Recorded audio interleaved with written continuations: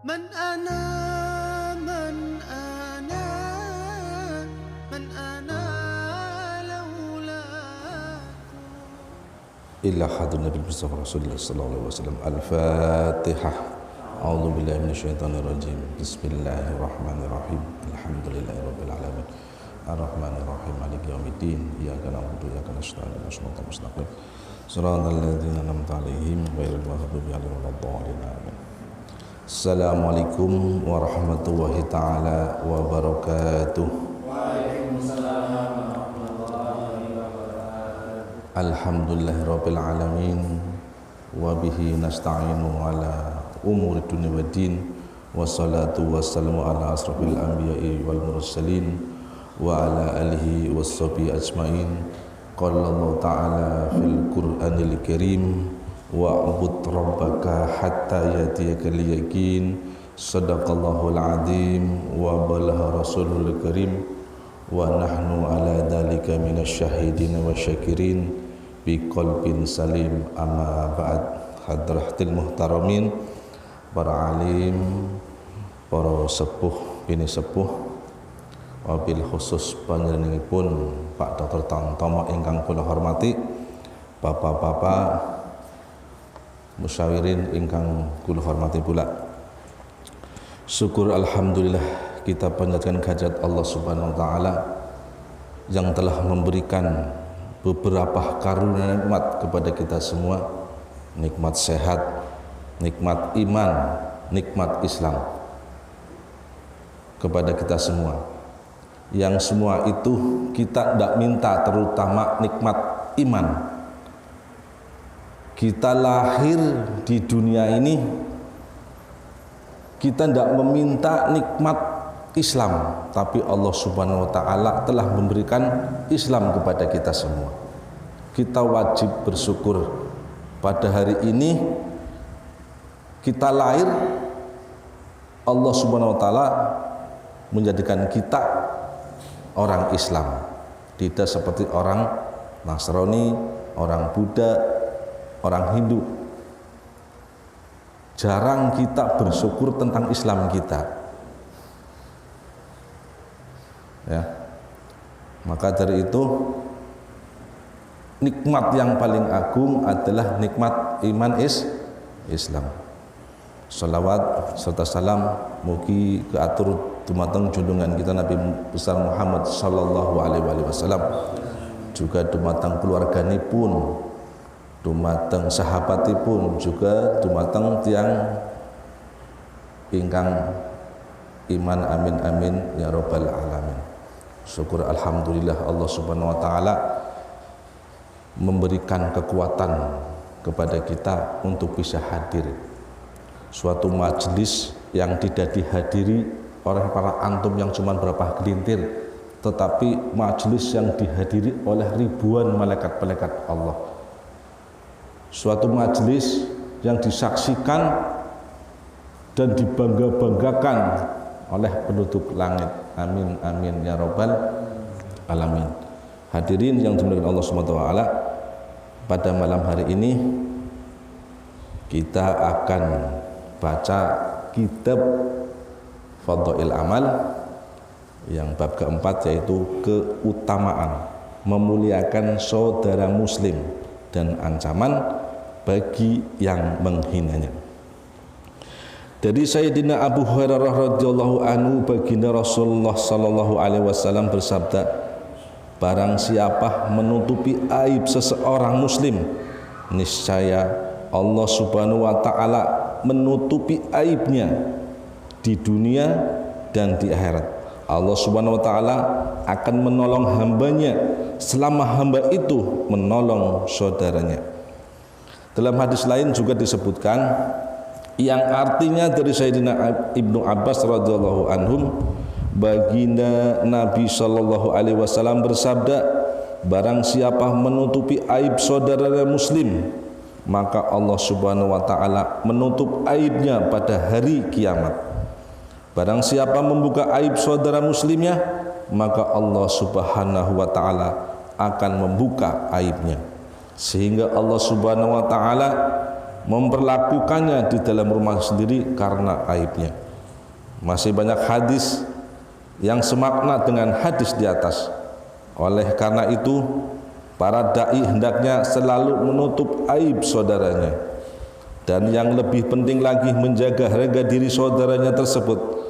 Sebuah hadis menyebutkan barang siapa tidak membela saudara muslimnya ketika harga dirinya dijatuhkan, maka Allah Subhanahu wa taala tidak akan memperdulikannya ketika ia sangat memerlukan bantuannya. Dalam hadis yang lain, baginda Nabi Muhammad sallallahu alaihi wasallam bersabda, riba yang paling buruk ialah menjatuhkan harga diri seseorang muslim. Kita lihat setiap hari di media sosial ataupun di tongkrongan tetangga kita, tidak asik kalau tidak ngerasani. Banyak riwayat yang menyatakan ancaman karena menjatuhkan harga diri seorang muslim. Oleh karena itu, para dai dalam mencegah kemungkaran jangan sampai membuka aib saudara muslimnya sehingga menjatuhkan harga dirinya. Cara menyampaikan nasihat yang benar adalah tertutup dan menasihati secara terbuka untuk kesalahan yang dilakukan secara terbuka. Dalam usaha mencegah kemungkaran, hendaknya kita tetap berupaya dengan sungguh-sungguh menutupi aib. Kalau tidak, bukan kebaikan yang kita dapatkan, tetapi justru kita akan mendapatkan dosa. Agar tidak berakibat buruk, kita harus menyampaikan nasihat-nasihat itu dengan cara yang baik. Sehingga orang yang melakukan kesalahan tidak merasa malu. Lebih jelasnya, sesuai dengan perintah Allah Subhanahu wa taala, kita tetap harus tegas memperingatkan orang yang bersalah. Tetapi jangan sekali-kali mengabaikan sopan santun dan adab yang baik. Termasuk adab dalam bertabligh adalah lemah lembut.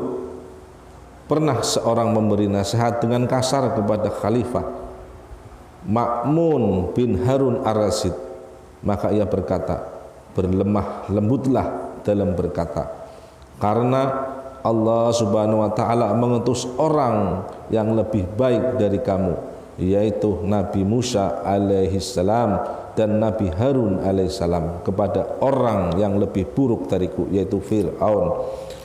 Tetapi Allah Subhanahu wa taala berfirman kepada keduanya, faqula lahu qaulal labina, berkatalah kamu kepadanya dengan lemah lembut. Seorang pemuda datang kepada baginda Nabi Shallallahu Alaihi Wasallam dan berkata, izinkanlah aku berzina. Mendengar perkataan itu, marahlah para sahabat radhiyallahu anhum.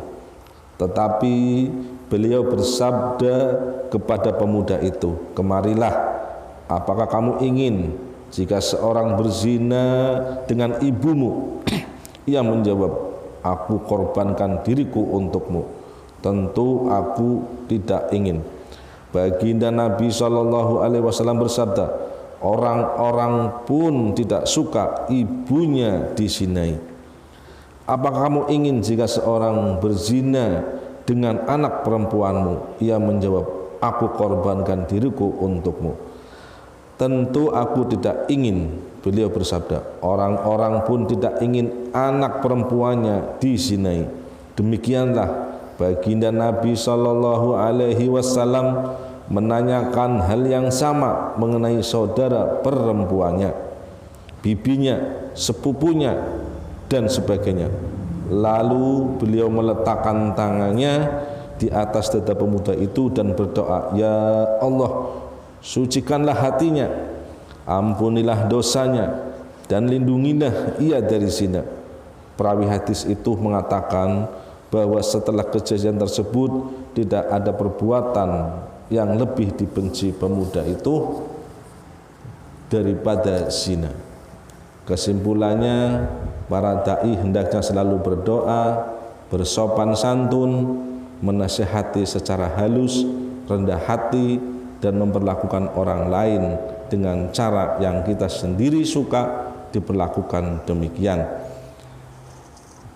Dari kesimpulan memberi peringatan kepada saudara muslim itu sangat dianjurkan oleh Rasulullah Sallallahu Alaihi Wasallam. Banyak untuk saat ini, terutama kepada tetangga kita, apalagi kepada tetangga kita, kadang juga kepada saudara-saudara kita juga tidak peduli untuk memberi peringatan kepada saudaranya. Sebenarnya kita diciptakan Allah Subhanahu wa taala hanya untuk memberi peringatan kepada saudara muslim. Terutama memberi peringatan kepada hal-hal yang baik-baik. Selanjutnya yaitu pentingnya iman, ikhlas dan intisab. Sampai jam berapa ini Pak Dokter?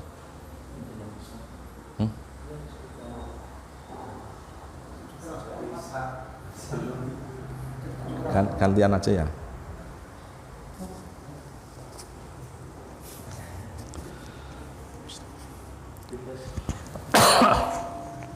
Pentingnya iman, ikhlas dan ihtisab. Saya mohon secara khusus kepada para dai agar ikhlas dalam memberikan nasihat dan dalam menulis, karena amalan yang ikhlas walaupun sedikit akan mendatangkan hasil yang besar. Seperti kita duduk di sini, walaupun sedikit, walaupun berapa, kita tawajuk kepada Allah Subhanahu wa taala, insya Allah pahala yang berlipat ganda. Amin amin ya rabbal alamin. Baik dari segi agama maupun dunia. Sebaliknya, tanpa keikhlasan, amalan tidak akan bermanfaat di dunia dan tidak akan menghasilkan pahala di akhirat. Baginda Rasulullah SAW bersabda, yang artinya sesungguhnya Allah Subhanahu wa taala tidak memandang rupamu dan hartamu, tetapi Dia memandang hatimu dan amal perbuatanmu. Baginda Rasulullah SAW pernah ditanya mengenai arti iman. Beliau menjawab, artinya ikhlas.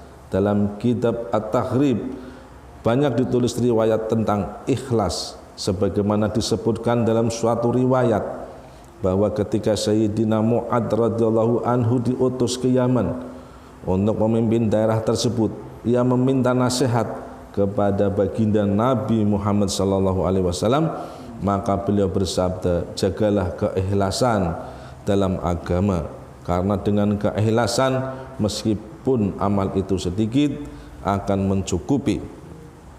Hadis lain menyebutkan Allah Subhanahu wa taala hanya akan menerima amal seseorang hambanya yang dilandasi dengan keikhlasan.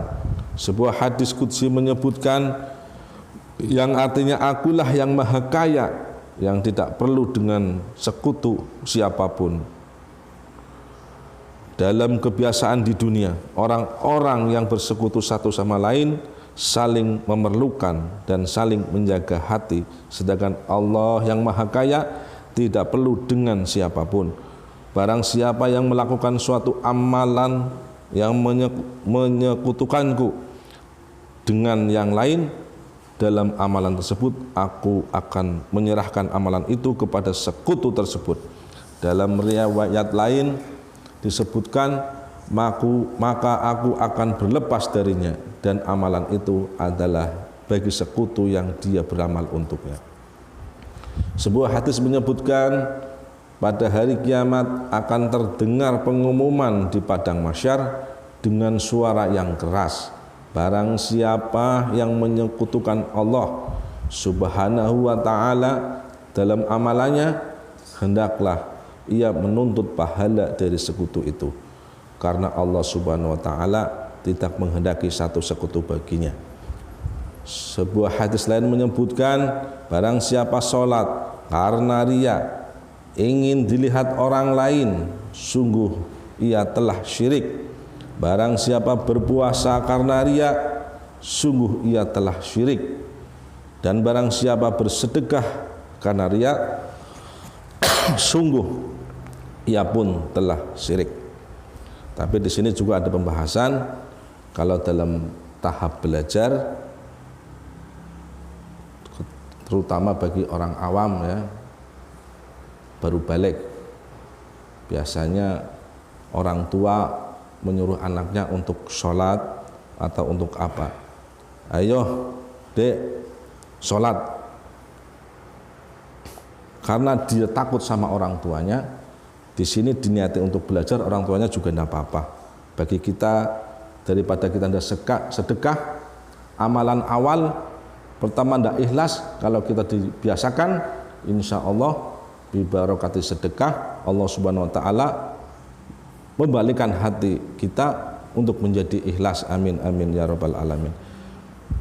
Maksud berbuat syirik di sini adalah dia beramal untuk Allah subhanahu wa ta'ala dan sekaligus untuk diperlihatkan kepada orang lain, sehingga Allah subhanahu wa ta'ala dijadikan sekutu di dalam amal tersebut.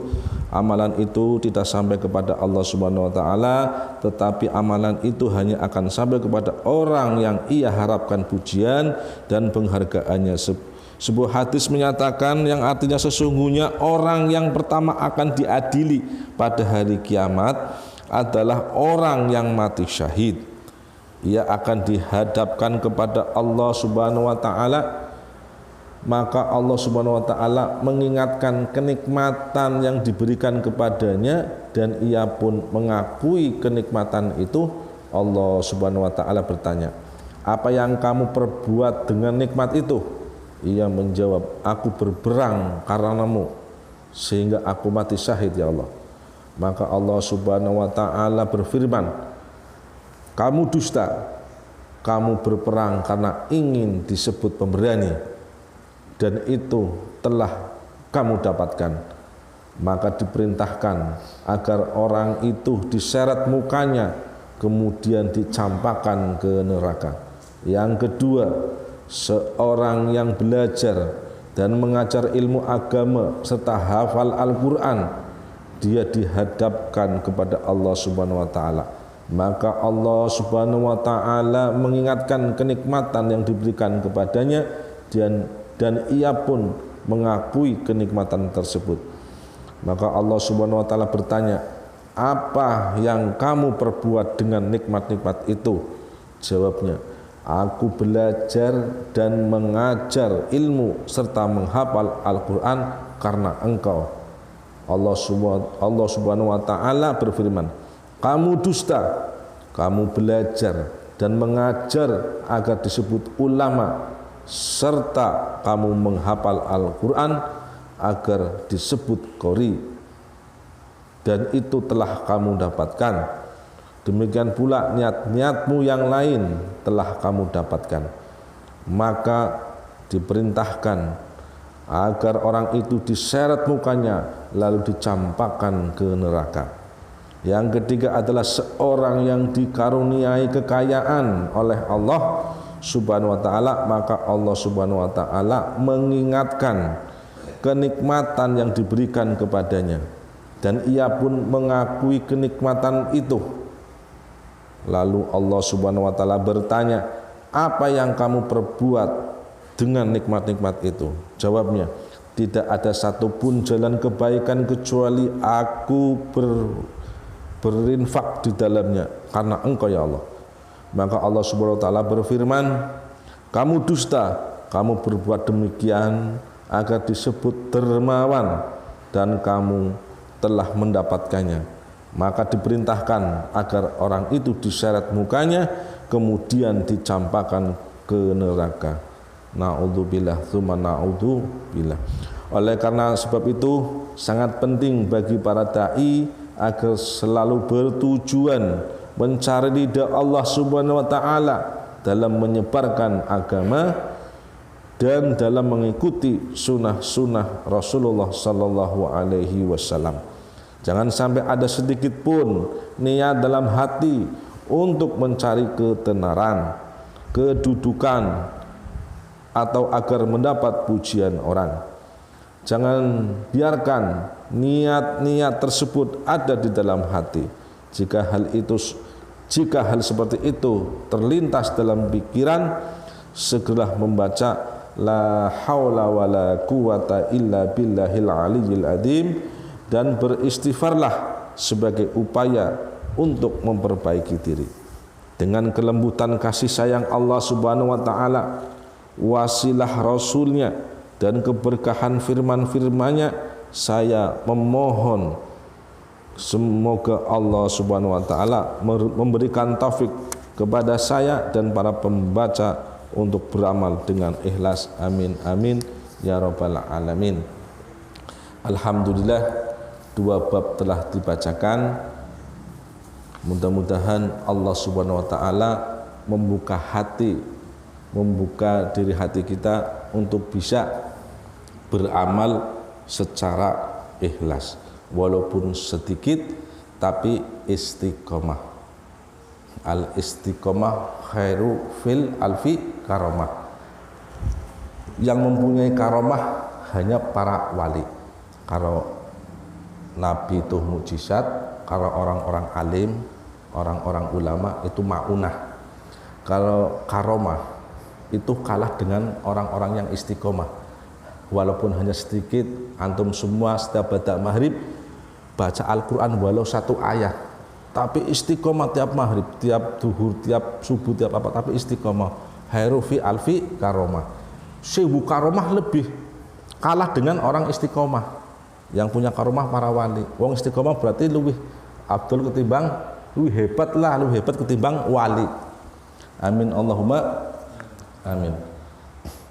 Terus di antara bab istiqomah itu sangat mempengaruhi kepada anak keturunan kita. Orang anaknya macan ya insya Allah jadi macan. Buah jatuh ya ora adoh sing wite. Langkah kita setiap hari, keikhlasan kita, keistiqomahan kita kepada Allah sangat mempengaruhi kepada anak keturunan kita dan mempengaruhi juga kepada istri-istri kita. Istri kita apa istri-istri kita? Istri Pak ya. Amin loro ya berarti istri-istri kita. Amin Allahumma amin. Mudah-mudahan semua yang tadi kita bacakan kita bisa mengamalkan satu demi satu. Yang penting istiqomah. Amin amin ya rabbal alamin. Insyaallah nggih. Billahi taufiq wal hidayah. Assalamualaikum warahmatullahi taala wabarakatuh.